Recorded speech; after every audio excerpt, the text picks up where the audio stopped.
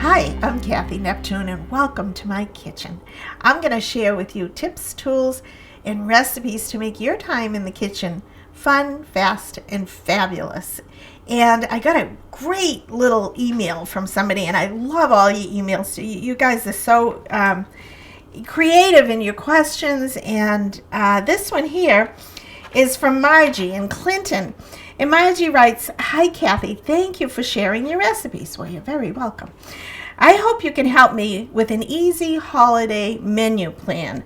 We are not traveling this season to visit family and friends, but I still wanted to celebrate with a traditional, easy, and small menu. Do you have any suggestions? Well, that sounds familiar. I'm sure we can all relate.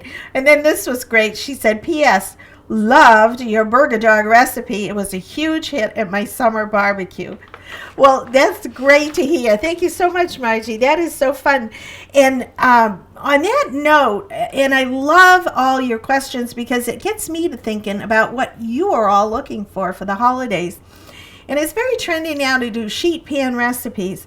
So we're going to do a sheet pan holiday feast, and it could be for Thanksgiving, it could be for Christmas, or just any time you feel like doing a turkey, or you can even substitute a larger chicken breast for this and do it all on a sheet pan. And this is so fun, and you're not going to miss all the big holiday leftovers. You'll have just enough for 2 people or 4 people, or like I said, to do it any time of the year. So I'm going to glove up because I'm handling some raw turkey. And I bought a turkey breast that had the bone in and the skin on. And that's because I deboned the turkey, and it's a good to know all the geometrics of cutting and boning a turkey. And I used the bones to make a wonderful chicken stock for our gravy and for our stuffing. And then I'm going to do something fun with the skin, and you'll see that in a minute as well.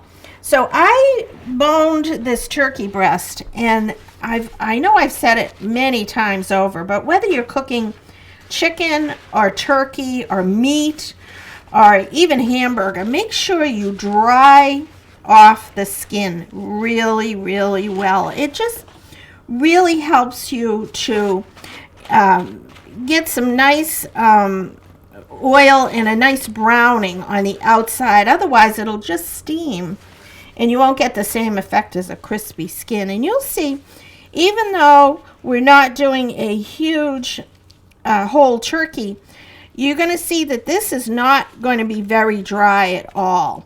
And so we have our turkey breast all boned, and I'm going to take and use some olive oil.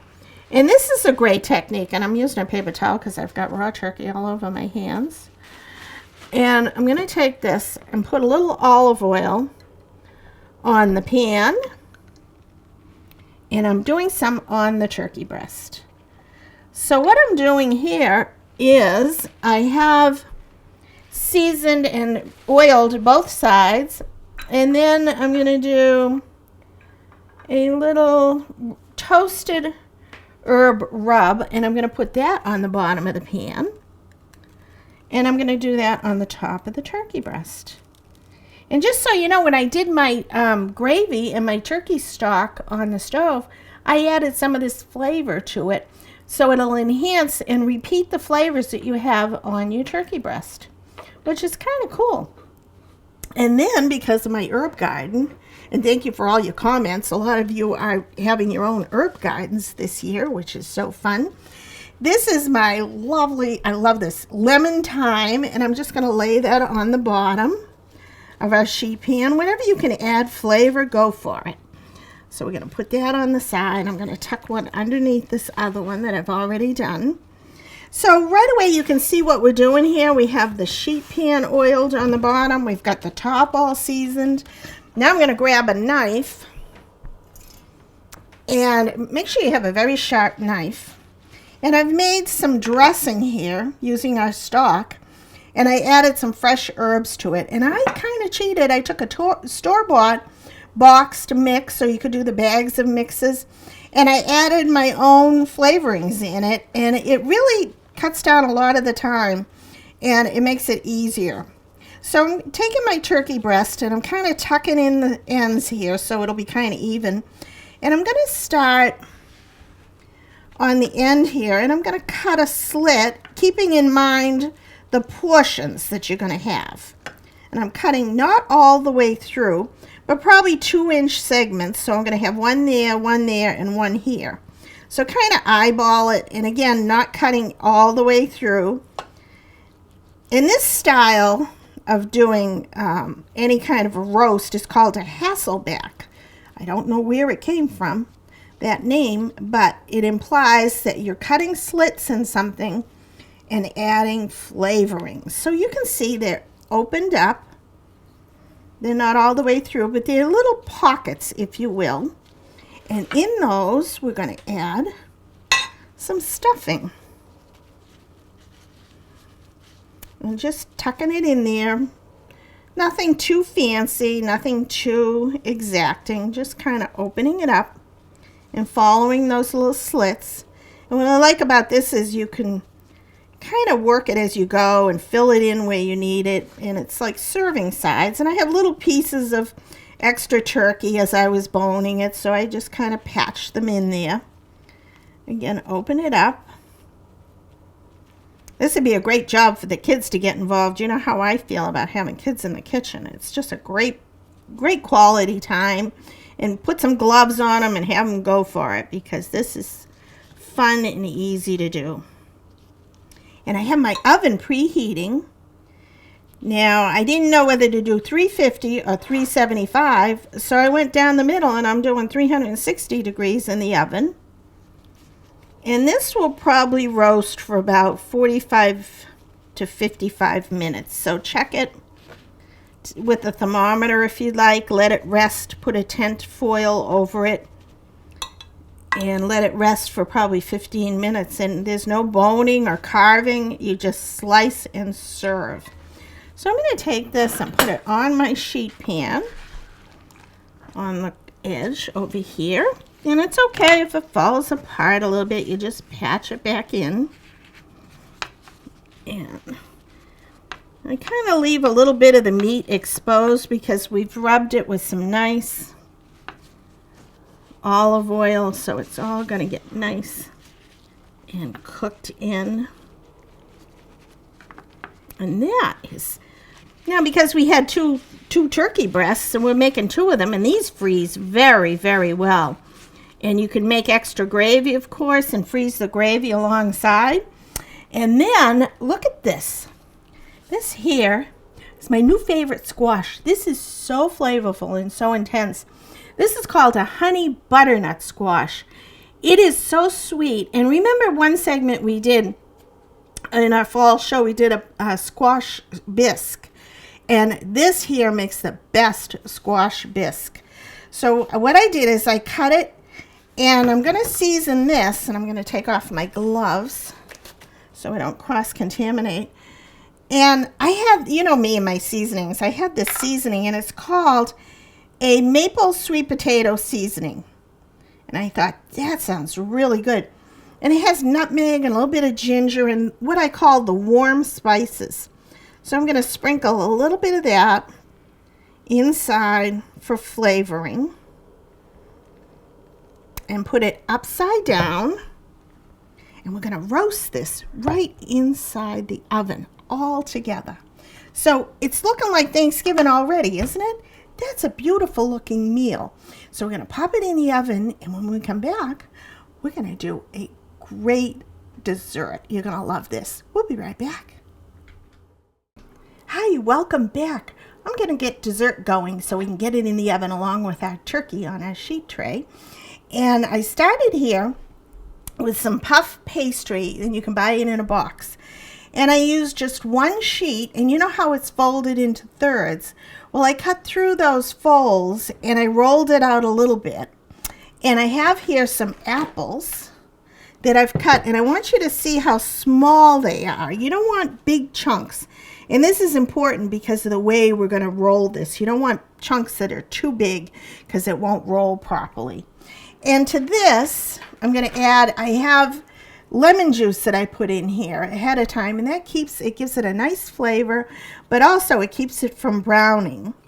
And I have a mixture here that I measured out in, it's about 4 tablespoons rather of sugar or equivalent sugar substitute, and I'm using a sugar-free substitute, a tablespoon of a good quality cinnamon, and a tablespoon or 2 of flour.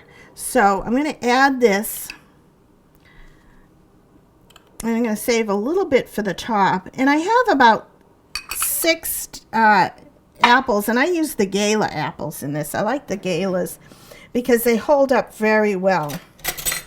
So we're just going to toss that with the lemon juice, and the flour is going to help the juices coagulate a little bit. And you don't have to be exact on this. It's just so we get a nice coating of the apples, and it smells so nice. So this here is 1/3 of the pastry sheets, and I rolled it out with a little bit of flour so it doesn't stick.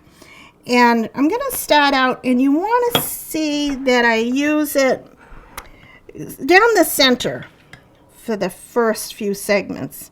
You want to keep kind of a border over here, and we're going to leave a larger border at the top, and you'll see why in a minute. So if you use lemon juice with this, you can do these apples ahead of time and cover them really well. Keep them in your refrigerator, and then you can just bake them. I would do it probably the same day, but they come out really good. I love these Gala apples. We have such a good variety here in New England of apples, and you don't want to overfill it. So probably about 1 inch of your filling. And then I'm going to take a little bit of milk and put it in here, and with a pastry brush, I'm going to brush the ends, and make sure you get right to the edge with this. This is going to help close the pastry up, and you'll see why you want it closing. So it keeps all the juices in. And just regular milk, whatever milk. You can use almond milk if you have it. So that is that. And I love using pre-made doughs. I mean, you can certainly make your own. You could probably do a pie crust, but I think the pastry crust makes it a little fancier. So right to the edge is very important on that. And we're going to start by rolling this up. And it's important that you flour the bottom of your pastry so that it won't stick. And I'm taking the ends here and pinching the ends and kind of tucking them in to make a little seal at the bottom, because there's my knife.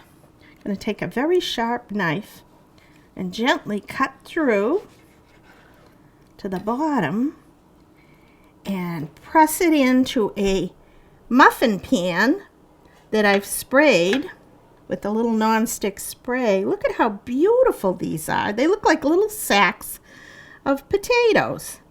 So you see why it's important to leave an edge and a rim. Let's do one more, because we have 3 sheets of pasta, and I'm going to put a little bit of flour on my board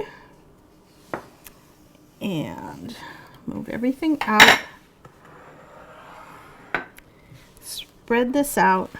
And you want to keep your pastry very cold at all times. And you can see how kind of fragile. And I brush a little. I'm going to turn it over and get flour on both sides. And it doesn't really hurt because we have flour in the apples anyway, so it's just going to help thicken your pastry. And just rolling it a little more. And we're good with that. And we're going to do the same thing. In fact, I'm going to just brush it all over with milk. You can do the whole thing. And this will help incorporate with the flour and make a nice thick sauce, if you will, inside. You can use any type of apple, but it's just about having something with apples in it for Thanksgiving. It's so New England. And I always am very careful to do the edges. That's so important, especially on these edges where that's going to be the bottom of your pastry. And the puff pastry is in the freezer section of your grocery store, so make sure you thaw it out the night before in the refrigerator. It'll thaw out perfectly, and then it'll be good to go. So we're going to put that there, and then comes our beautiful Gala apples.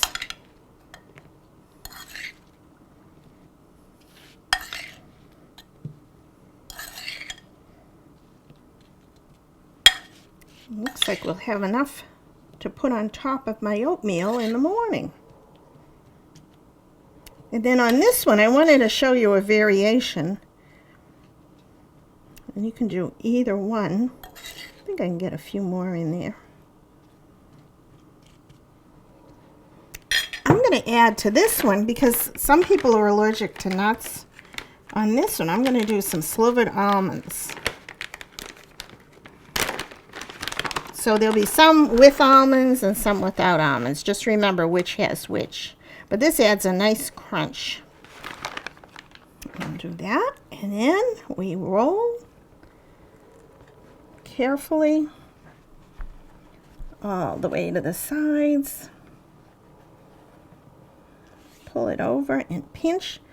You know, if you lose a few, you lose a few. It's no big deal. And pinch it like so on each end, and I kind of tuck them in. This is going to be a big one. And of course you want to keep in mind that it has to fit in the muffin pan, but I find they usually do. Cut all the way through. Oh, that was a big one. Put it right inside and press it down. And you can see the almonds on the top, so people are going to know that these have almonds, but you can always plate them separately. Put them right in there, like so. And then I have a beaten egg, just one beaten egg, and I just want to brush along the sides just to help them turn a golden brown. And it gives it a nice finished look to your pastry. And I've done this ahead of time right up to this point and just brush the egg on at the last minute and pop it in the oven. You could certainly do this, but make sure you keep it refrigerated. You don't want your pastry to get too warm.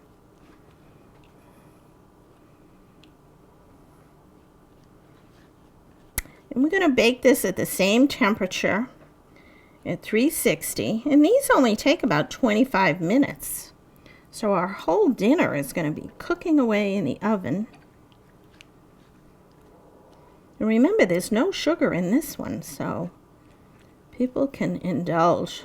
Of course, if you put ice cream on top of it, that doesn't count. That negates all the sugar-free. But you can do a sugar-free whipped topping or some yogurt with some vanilla and a little sugar substitute. It would be wonderful. And then I have a little, to make it a little crusty on the top, a little sprinkle of sugar. Sugar substitute, that is, with the cinnamon. And just remember that the ones in the middle don't have nuts in them. I'll put them in the middle, that way it's easier for me to remember. So we're going to pop this in the oven and brush it off. And those will be done. Look at how pretty those are going to be. They're going to puff up just a little bit because we rolled them out really thin, but you're going to get a nice spiral of the puff pastry in between the apples. It's going to be great. So I'm going to pop these in and we'll be right back. Hi, welcome back. To go along with our turkey feast on the sheet pan, we're going to do a gravy. And look at this. This is like liquid gold. And it's steamy. I warmed up the liquid and I'm going to add it to our roux. Now, if you remember, when I do a roux on previous shows, look at the color on this. I toasted this roux into a golden brown, and that gives it a nice depth of flavor. And I added those seasonings that we put on the outside of the turkey breast. I added in here as well. And then I'm going to take out, this just works much better than a ladle. And it's important to have your liquid hot so that it doesn't have lumps in your gravy. That's a little secret, one of Grandma's secrets. And you just mix it in and it is going to all thicken up. It also speeds up the process of cooking it. And I did my stock with the turkey bones, and I did carrots and onions and celery. And because this is such a nice golden color, I toast my vegetables before I add the stock and the bones, and it gives it a nice rich color and also a depth of flavor. And whenever you can add more flavor, I say go for it. So we're going to use that, and we're going to have, of course, leftover stock, and I'm going to make a nice soup out of that with some leftovers. So we're just going to put this on the stove and let it simmer away. Every once in a while, give it a stir and check for seasoning. Now, if you want a darker color than that on your turkey gravy, you could add a little Gravy Master or Kitchen Bouquet, which adds a little bit of flavor. I may just want to add a dash of that because it does add another depth of flavor. But as you can see, it's really nice and brown on its own. Oh, it smells like Thanksgiving in here. So I'm going to pop this on the stove and just simmer it, keeping an eye on it. But that's a very heavy pan, so it's going to do well on its own.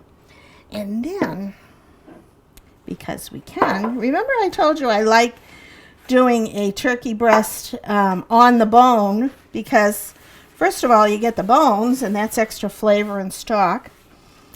And what are you going to do with the skin? Now, I didn't put it in there in the stock, although you certainly could. But look at what I have here. From each side half of the turkey breast, I have the skin. And we're going to make what they call cracklins. And so, once again, remember my tip about drying your chicken skin really well. And I'm seasoning it with a little coarse salt. And then I'm going to add, this is a Smokehouse maple seasoning, and it has garlic powder, onion powder, but I thought with the smoky flavor it'll make it taste like bacon. So you don't need a whole lot. And I'm going to put this in the oven, and I had a little dressing left over, so I'm going to put that in the oven as well. So we've got everything cooking in here. I'll put this on the top rack over here. And these should probably take 15 minutes. I check on them in about 15 minutes. That's looking like Thanksgiving.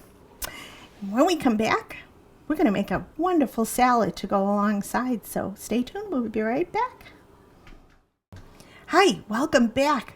We're finishing our sheet pan feast in the oven, and it's all cooking at once, and you're gonna love this because it takes probably just an hour maximum, and you get all the trimmings of Thanksgiving all in one. Now we're gonna make, it's a good time to make a salad. So this is very festive. It's very nice for the holiday because you get a lot of the holiday flavors. We're doing a Brie and cranberry and pear salad. Sounds good, doesn't it? And I'm going to set this aside. I'm going to start out with the dressing. And I've got some fun, you know, I love my flavors, so I go crazy when I go to buy vinegars and olive oils. And there are actually places where you can get the olive oils and flavored vinegars. So I'm using a fig balsamic dressing. Look at the color of that. And we're just doing enough for a salad for two, but you can double or triple the recipe. And don't forget, you can email me for the exact measurements on all of these recipes. It just makes it really nice. And a good quality honey. This is a wildflower honey. It has a little floral note to it. And it's not sugar-free, but there's just barely a teaspoon in there, just to kick it up a little bit. And then a pinch of salt. Whenever you do sweet, add a little pinch of salt. It adds to it. And then a little bit of Dijon mustard. Gives it a nice piquant flavor. And just a little smidge, because we're not making a jar of this or a bottle. We're just doing 2 servings. And then I have walnut oil. And you can certainly use a really good quality olive oil or a vegetable oil, although I like the olive oils in this. And we're going to add, just a little at a time. That wasn't a little bit, but just to mix it up. And let me put this over here so you can see. just to incorporate all the flavors. And I'm going to take a little bit of a taste to make sure it's good. You want a good balance, but you can see how easy this is. It's not difficult to do. Get a little bit of the vinegar. Oh, that's perfect. You can really taste the fig, and the walnut gives it a nutty flavor. That is good. You've got to try that. And you can even taste the salt. It just adds a little edge to it. And then I have in here a little mix, a spring mix, if you will. It's got mesclun and greens and a little bit of red radicchio and baby spinach. It's just a lovely light salad as a background to this, and I would certainly keep it light. You could do, you could do a spinach one if you'd like, but whatever is at your market and that looks good. And I'm going to cut little pieces of cheese, and I always chill this, make sure it's well chilled. It makes it easier to cut. And just little wedges of Brie. And this makes it really special, I think. And your guests just being able to say that you're having a Brie and cranberry and walnut salad, it just sounds so festive for the holidays. And I like to cut them kind of evenly. You could certainly do this ahead of time and refrigerate it if you wanted to cut the cheese up ahead of time and leave it in the fridge. And just do this right before you serve it. I love Brie. It's very creamy and rich. Very elegant. So we're going to put that on the top. And I think I'm going to add a little dressing. Make sure it's well mixed. And then I'm going to pour it around the edge like so. So when you toss it, you can get every little bit from the edge. And you don't want a heavy coating of this. Now for the fun stuff, we're going to add in, I like for color, a little bit of red onion. Not too much because it is a delicate salad. Little shavings. And sprinkle those over the top. And of course, it wouldn't be a pear and brie salad without a pear. So I'm going to slice this. And I've washed it ahead of time, and you certainly don't have to peel it, but this, the time of year, the pears are just beautiful. And this is a Bartlett. I love the Bartletts. They're so reliable, if you will. And let's put some big chunks of pear in there so people can really see that it's a pear. Not too big that they're not bite-sized, but just big enough that they look elegant.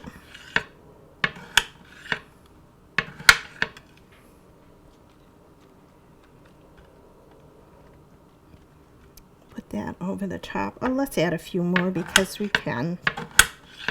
And excuse me a minute, I'm going to check on our gravy here that's cooking away.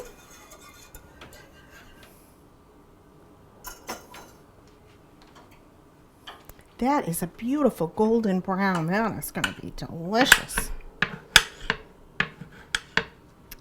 Put a few more in here, and I think that's good. Set that to the side, and I'm going to get a spoon and toss this when we're done, just to get them all over. Look at how beautiful that is. And what I did here, now this is fun to do, I took some dried cranberries and probably 2 tablespoons of fresh orange juice and just a little bit of the orange zest. And I poached these on medium in the microwave oven and let them set so that they would absorb and soften and poach in the orange juice. So it's like a cranberry orange garnish on the top. And these all, when you get a bite of this, you get a little fruit, a little sweet, a little pear, creaminess with the cheese, the nice fresh salad in the background, the tang of the onion, and the crunch of walnuts. Now look at these beauties. How gorgeous. Can you see they're all like crystallized? And what I did, again, sugar-free, but you can certainly use sugar, but I used a sugar substitute, with about a tablespoon of butter, or maybe a little less, and the same amount of sugar and a little pinch of cinnamon, and caramelize them. Oh, what the heck. It's the holidays. And I caramelize them in a skillet, but you want to be very careful and very vigilant because these will burn in no time. So you just, for maybe 2 to 3 minutes till they start, you smell the toasting of the almonds, and you put them out and let them cool, and the sugars stay right on top. So this is our beautiful Brie and pear salad with a toasted walnut vinaigrette and wonderful toppings. This is you're going to be the talk of the tree if you serve this. Make a whole big platter of it and set it out on your dining room table and enjoy. This is a winner. So when we come back, we're going to put everything together, and I'll see you in a bit. Hi, welcome back to Tool Time. I get some great notes from everybody and how much you're learning and enjoying this Tool Time. And here we go again, but you can't build a good recipe without good tools. It's like building a house. And one of your basic ones in the kitchen are going to be knives. You want a good knife because that stays sharp and holds a good edge. Because a lot of times, most of the cuts and injuries that you get are from working with a dull knife when you're sawing away and the blade slips because it's not sharp. So let me show you some of my favorite basic knives. This here is beautiful stainless steel, and it's a serrated knife, and it's a bread knife. It's also great for cutting tomatoes. The bread, you're not squishing the bread. But I also particularly love this for carving turkey. Believe it or not, if you have a really good bread knife, carving a turkey makes it really, really easy, and it doesn't tear most of your foods. And it's just a great piece to have in your kitchen. So that's a serrated bread knife, and they're very, very sharp. Always have a special drawer for your knives too, and store them this way down so that, of course, your blades don't cut you. And another tip too, never ever put your good knives in your dishwasher, no matter if they're stainless steel. Excuse me, that's my timer. It's treated just like your fine crystal. You've spent all that time sharpening the edges, honing the blade, and you put it in the dishwasher, and it's very abrasive, and it eats away at the points and all that work you did on your knives. So that's a good tip. Always hand wash your knives, and it's safer too. Now these are what you call a Santuco knife. Now these are very good, and a good knife will balance like this. At the edge of where the blade meets the handle, it should balance like that, and that's a good knife. You won't be struggling with it to cut it. It's a heavy, again, stainless steel, and you want to keep a good edge on it. And someday I'm going to go over all the different sharpening tools and utensils to use. Now this serrated bread knife, you never sharpen these, but these with an edge, you want to sharpen and hone them. There's 2 steps to it, and we'll talk about that on another segment. But I love this. It has a nice balance to it. You can cut and rock the tip of the blade like this. You've seen chefs go around. They pivot on the edge like this, and that's how you can get a good fine mince on a lot of your herbs. Very, very nice to have. I love this too for cutting squash, because you can get the tip is fine enough where it goes right into the squash, and then you cut down on it, and I give it a little tap, and it cuts right through because it's heavy. Look at the top of this, how thick that is on the top. That is a good, solid knife. And then we have the baby version, this smaller one, and this is all stainless steel. But it's a little bit lighter weight, but it's great for cutting and dicing and slicing, and it really holds a good edge to it. I love knives that can stay nice and sharp. And these are 3 versions of a chef knife, and again, very, very heavy. Look at the handle on this and how beautifully engineered this is. Great knife, and again, you can get a nice, good rocking motion on this. And cutting larger pieces like doing carrots and apples and celery, because of the weight of the knife, and look at the balance on this. It's just a beautiful, beautiful knife. And 3 different sizes for all different things. This is Great for slicing through the meats when we did the turkey breast and stuffed it. And this is a paring knife, and just a great little peeling knife. You always want to use it like this, and cutting through, and again, very, very sharp. And by the way, when you're mincing or chopping, always fold your knuckles under like this, and use the blade of your knife against your knuckles, so when you're cutting down, you don't get your fingers in the way, and it's kind of like a guide. You can move it along with the knife.